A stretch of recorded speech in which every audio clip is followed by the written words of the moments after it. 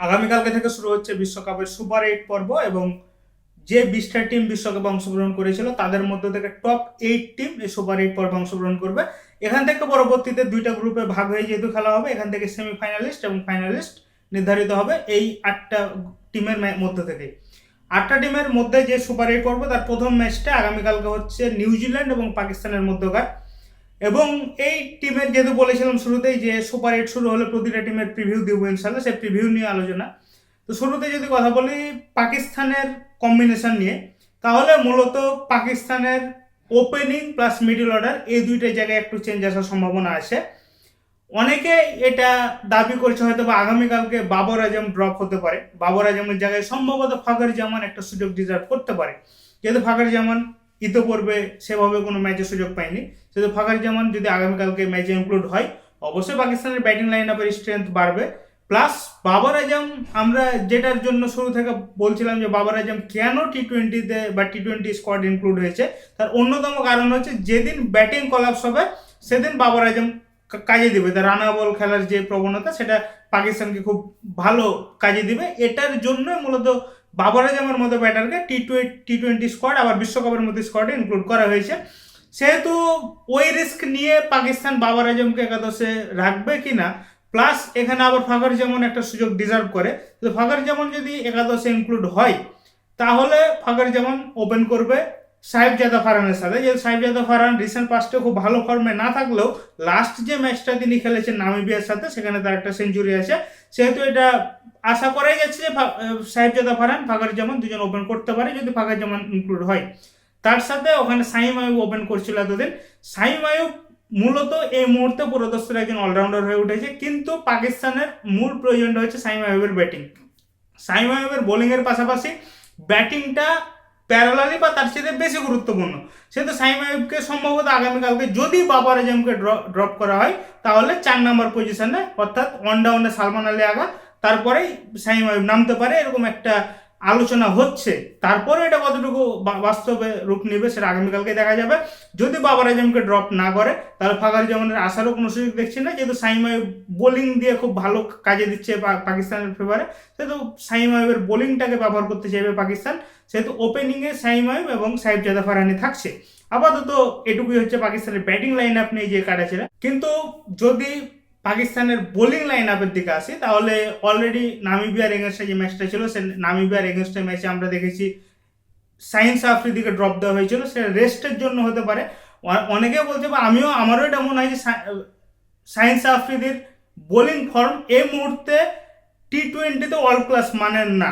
শাহিন আফ্রিদি এর আগে রিসেন্ট পাস্টে 2022-23 যেরকম ডেডলি ফর্মে ছিল তার সে ফর্মটা এখন দেখা যাচ্ছে না।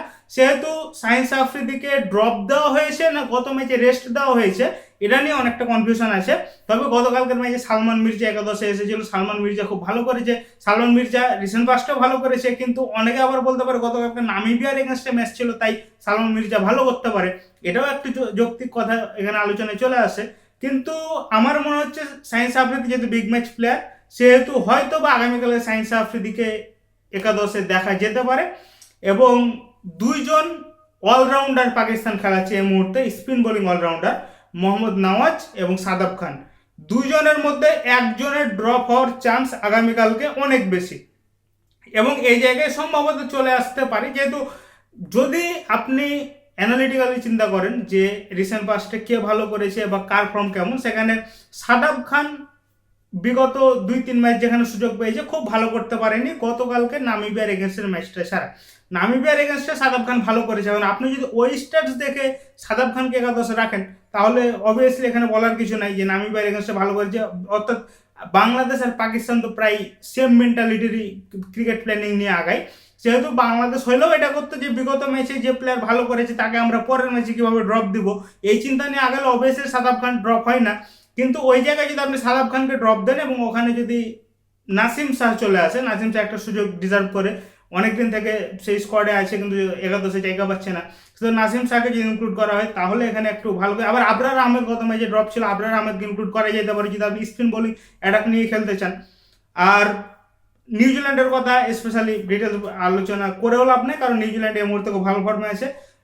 কিছু ডিসঅ্যাডভান্টেজ আছে তাদের জন্য, তারা এর আগে দুইটা স্টেডিয়ামে গ্রুপ পর্বের ম্যাচগুলো খেলে এসেছে, তাদের ট্রাভেলিং যেই হ্যাসেলটা সেটা অনেক বেশি। পাকিস্তানের দিক দিয়ে একটু আপার হ্যান্ডে থাকবে, যেহেতু পাকিস্তানের ভ্রমণ ক্লান্তিটা খুব বেশি নাই, তারা প্রায় এক ভেন্যুতে সব ম্যাচ খেলে ফেলেছে। এবং পাকিস্তান এই আর প্রেমদাস স্টেডিয়াম যেখানে আগামীকালকের ম্যাচটা আছে, এই স্টেডিয়ামে কিন্তু ইন্ডিয়ার বিপক্ষের ম্যাচটাও খেলেছে, সেহেতু পাকিস্তান এখান থেকে তো একটা আপার হ্যান্ডে থাকবেই। আর বিগত টি-20 বিশ্বকাপের স্ট্যাটস যেটা বলে সেটা হচ্ছে পাকিস্তান এবং নিউজিল্যান্ড একে অপরের মুখোমুখি হয়েছিল 7বারের মধ্যে 5বারই কিন্তু জিতেছে পাকিস্তান, সেহেতু স্ট্যাটস তো পাকিস্তানের পক্ষে কথা বলছে। আর আগামীকালকের ম্যাচের সম্ভাবনাও একটু ক্ষীণ দেখা যাচ্ছে, কারণ ওয়েদার ফরকাস্টে আগামীকালকে খুব ভালো মানের বৃষ্টি আছে, শুধু যেহেতু ভালো মানের বৃষ্টি আছে ওই জায়গায় বাংলাদেশ সময় 7:30 খেলা অনুষ্ঠিত হবে, ওই সময় আকাশের অবস্থা কেমন থাকবে এটার উপর অনেকটা ডিপেন্ড করছে ম্যাচ মাঠে করাবে কিনা। আজকে পাকিস্তানের ট্রেনিং সেশন ছিল, সেটাও প্রায় ভেস্তে গিয়েছে, সেহেতু বৃষ্টি একটা বড় বাধা হতে পারে এই ম্যাচে। আর পাকিস্তানের পক্ষে যে জিনিসটা কাজে দিবে না, কিন্তু নিউজিল্যান্ডের পক্ষে যে জিনিসটা কাজে দেবে সেটা হচ্ছে নিউজিল্যান্ড অনেকগুলো অলরাউন্ডার আগামীকালকে খেলাবে। বিগত ম্যাচগুলোতে আমরা যেটা দেখে এসেছি, Rachin Rabindra, Mitchell Santner, Glenn Phillips, এই তাদের যেই আবার জেমিনিসাম আছে, এই যে 4-5 জন যে ওয়ার্ল্ড ক্লাস অলরাউন্ডার আছে, তাদের সাথে আমরা যদি পাকিস্তানকে তুলনা করতে চাই, এখানে শামীম আইয়ুব আছে, রানা ফাহিম আশরাফ আছে, সাদাব খান আছে, মোহাম্মদ নওয়াজ আছে। মোহাম্মদ নওয়াজ, ফাহিম আশরাফ, শামীম আইয়ুব, 3জন পাকিস্তানের পক্ষে কাজে দিতে পারে যদি পিচটা স্পিন ফ্রেন্ডলি মোটামুটি হয় বা উইকেট থেকে ভালো টার্ন আদায় করা যায়। কিন্তু নিউজিল্যান্ডের যে অলরাউন্ডারগুলো ভাই বিশ্বের যে কোনো পিচে যে কোনো দিন ডেডলি হইতে পারে, সেহেতু নিউজিল্যান্ডের পক্ষে তো এই জিনিসগুলো থাকবে। সব মিলে আগামীকালকের ম্যাচটা শেষ হলে ইনশাল্লাহ পোস্ট ম্যাচ রিভিউ নিয়ে আপনাদের সামনে দেখা হবে। আর আগামীকালকের ম্যাচ যেহেতু বলছিলাম বিশ্বকাপের কোনো ম্যাচই ডিটেলস আলোচনা করবো না, কিন্তু যেহেতু সুপার 8 ম্যাচ অলরেডি 20টা টিম থেকে 8টা টিমে চলে এসেছে, আগামী তার কয়টা ম্যাচ আছে এই প্রতিটা ম্যাচে ইনশাল্লাহ প্রিভিউ আর পোস্ট ম্যাচ রিভিউ নিয়ে আপনাদের সামনে দেখা হচ্ছে।